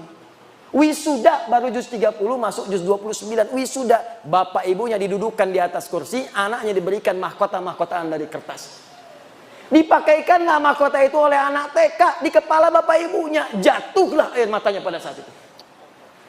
Hanya mahkota buatan, hanya yang terbuat dari kertas bisa menitikan air mata di kedua orang tuanya. Maka Anda bayangkan bagaimana di hari kiamat mahkota itu nyata diberikan di kepala kedua orang tuanya. Saya mau katakan kepada Anda hari ini, demi Allah saya katakan, sekarang banyak orang tua mengejar untuk mendapatkan itu. Ibu-ibu yang kelihatan mungkin kata orang dia miskin. Demi Allah saya mendapatkan ada sebuah kejadian yang luar biasa. Keluarga yang kelihatan sederhana, bapaknya kuli bangunan, ibunya hanya bekerja di sawah, ngambil-ngambil suluh. Masya Allah, masak-masak. Tapi kalau Anda kunjungi, makanan dihidangkan. Hampir tidak pernah tidak ada makanan ketika tamu datang. Dan dengan bangga mengatakan, Alhamdulillah, Abi diberi nikmat banyak oleh Allah. Setiap pekan datang, setiap bulan datang, membawa uang 500.000. 500.000 dalam kondisi sekarang disebut banyak karena berkah keluarganya. Tahukah Anda, ibunya itu hafal Al-Quran dengan 7 riwayat. Disuruh di sawah. Bapaknya kuli bangunan hafal Al-Quran, anaknya hafid semua. Anda di mana pada saat itu? Itulah orang-orang yang sering disebut dalam pandangan manusia. Mereka tertawa melihat mereka. Nanti akan tiba di hari kiamat. Ketika banyak orang menertawakan di dunia, mereka akan berbangga di hari kiamat. Karena mampu. Anda kalau cuma di Palembang hebat, di Indonesia hebat, yang bangga pada Anda orang Indonesia saja. Di akhirat semua penduduk langit dan bumi dipertontonkan dengan semua itu. Maka di manakah anak-anak Anda? Nggak apa-apa, silakan. Jadikan mereka ahli fisika, matematika, jadi dokter, jadi insinyur. Tapi jadikan insinyur yang hafal Quran, dokter yang ahli Quran, polisi yang ahli Quran, tentara ahli Quran. Quran datang di tempat kita, berkah akan turun. Al-Quran turun lewat malaikat, dipilih malaikat, langsung naik status jadi Sayyidul Malaikat, Jibril. Quran diturunkan pada Nabi Muhammad, naik status Sayyidul Anbiya wal Mursalin. Quran turun di satu malam, naik status Lailatul Qadar. Quran turun di hari Jumat, Jumatnya Sayyidul Ayyam. Quran turun di Mekah, semua yang nggak ada di tempat lain ada di Mekah. Tandus, semua buah-buahan ada. Tandus, semua makanan ada. Datang orang ke sana, Quran turun berkah. Pindah ke Yathrib, Yathrib berubah jadi Madinah. Madinah kota peradaban indah. Maka ulama menyimpulkan, setiap Al-Quran turun, ada ahli Quran di satu tempat, maka tempat itu akan berkah dalam kehidupannya. Saya menghadapi anak-anak datang. Tuh kalau anak-anak hafid-hafid kecil itu biasanya kalau dia datang ke Bekasi pengen cek hafalan, saya lihat Masya Allah bapak ibunya luar biasa. Ada yang kasih penghargaan, berangkatlah haji, difasilitasi oleh kerajaan Saudi, ditunjuklah kami menjadi Amirul Hajj. Begitu berangkat saya kira siapa yang saya pimpin, ternyata kebanyakan ahli Quran. Anda bayangkan yang hafal Quran anak-anak kecil, yang ikut haji, bapaknya ikut, ibunya ikut, gurunya ikut, temannya ikut, kerabatnya ikut. Yang hafal Quran satu orang, yang berangkat banyak orang. Anak Anda sekolah SD, tiba-tiba hafal Quran 30 juz, langsung keluar air mata, jatuh sujud syukur. Tapi yang akan orang tanya, siapa bapaknya? Siapa ibunya? Siapa gurunya? Yang hafal anaknya, yang disebut sebagian orang-orang sekitarannya. Itu baru dunia, akhirat mahkota. Begitu diberikan mahkota, kata Al-Qur'annya, ya Allah, Allahumma zidhu, ya Allah, tolong bedakan fasilitator dengan penghafalnya. Bedakan fasilitator dengan ahli Qur'annya. Fayul basu ilaihi libasul karamah. Maka dipakaikan di ahli Qur'an itu pakaian kehormatan. Kalau tadi mahkota, sekarang jubah kehormatan. Maka dengan jubah itulah dia gandeng bangga dengan tangan kanannya bapaknya, ibunya. Kemudian kalau dia hafal, laki-laki pernah menikah, istrinya. Kalau dia perempuan, suaminya. Dan di belakangnya wa dzurriyyatihim, anak cucu sampai keturunan terakhir dia. Maka diparadekan masuk surga dari semua pintu surga. Setiap lewat satu pintu surga, maka malaikat mengatakan kepadanya, wal malaikatu yadkhuluna alaihim min kulli babin salamun alaikum bima sabartum. Mereka mengatakan selamat bisa masuk ke sini karena Anda sabar saat di dunia. Sabar dengan Qurannya. Orang mencela, sabar. Orang lihat koran, dia baca Al-Quran. Di LRT, baca Al-Quran. Di trans, baca Al-Quran. Di angkot, baca Al-Quran. Masuk kantor, nunggu rapat, baca Al-Quran. Sabar. Orang lain lihat media, dia lihat Quran. Sabar. Dan dengan kesabarannya ini, fa ni'ma uqbad dar. Silahkan masuk surga yang telah kami janjikan. Allahu Akbar. Nah sekarang pertanyaannya, bagaimana menjadi ahli Al-Quran itu? Karena berdasar riwayat-riwayat yang sahih, ternyata maaf sekali, ahli Al-Quran itu ternyata bukan sekedar hafal 30 juz. Ada hafal 30 juz, tapi disebut bukan ahli Al-Quran. Yang menyampaikan itu langsung sahabat Nabi, Abdullah bin Amr bin As. Awas hati, nanti saya sampaikan kisahnya. Ada yang hafal cuma satu surat, disebut ahli Al-Quran. Tapi yang paling hebat, hafal 30 juz, dan itu disebut dengan ahli Al-Quran. Nah pertanyaannya, siapa ahli Al-Quran itu? Bagaimana cara mengamalkannya? Itu yang terakhir kita bahas. Nanti yang terakhir, paling akhir, saya tunjukkan bagaimana mengamalkan apa yang telah kita ikhtiarkan. Bagaimana kemudian wafat menjadi ahli Al-Quran insya Allah. Ini bagian terakhir pembahasan saya. Siap insya Allah? Ya. Baik. Sebelum saya buka pembahasannya, yang tadi itulah yang terbaik di antara amalan-amalan yang lain. Sebab ahli Al-Quran itu kalau sudah rajin dengan Qurannya, dia pasti tahajud. Karena itu perintah tahajud kemudian disandingkan dengan bacaan Quran. Dalilnya Quran surah 73 ayat ke-20. Ya, setelah Allah mengatakan bangun malam, tunaikan tahajud, maka dibuka dengan kalimat faqra'u ma tayassara minal Quran. Dalam tahajud itulah baca Quran yang biasa engkau bacakan. Yang ringan-ringan baca. Yuk kita kembalikan. Khairukum man ta'allamal Qur'ana wa 'allama. Nabi menyampaikan yang terbaik di antara kalian dari sekian hamba yang soleh, dari sekian hamba-hamba yang hidup di bumi adalah orang yang mau belajar Al-Quran dan mengamalkan apa yang telah ia pelajari itu. Hadis ini kata para ulama mengandung dua hal sekaligus. Pertama adalah mempelajari Al-Qurannya, kedua adalah mengamalkannya. Dalam mengamalkan pelajaran Al-Quran ini ada 3 jenis yang bisa kita lakukan. 3 ini yang menjadikan seseorang disebut sebagai ahli Quran. Jadi kalau bapak ibu ingin jadi ahli Al-Quran, maka caranya ada 3. Ada berapa? 3. Saya ulang. Caranya ada 3. 1. Ada yang disebut ahli Quran, ahli qiraat. Ahli Quran, ahli qiraat, yang senang membaca. Baca. Qiraat. Jamaknya qiraat. Jadi untuk menghafal, Allah berikan kemudahan.